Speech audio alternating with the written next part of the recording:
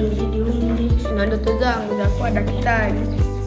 Nitawasikiliza walimu, wazazi na jamii yote ili niweze kufikia malengo yangu ya daktari. Nitawatibia watu na kuwapatia dawa na kuwachanja na kuwakinga na maradhi. Asanteni kwa kunisikiliza. Ndoto yangu ni kuwa padre. Nimejifunza amani ni uamuzi. Inanifundisha kuwa na nidhamu, kuheshimu watu wakubwa, na pia kujituma katika masomo yangu na waheshimu walimu. Asanteni kwa kunisikiliza.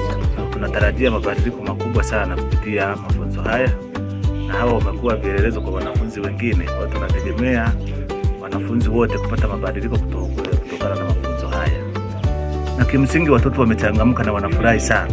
Kwa hiyo wanatamani siku nyingine muweze kuja na kuendelea kuwajengea uwezo mkubwa ili kuweza kuwapatia mabadiliko makubwa.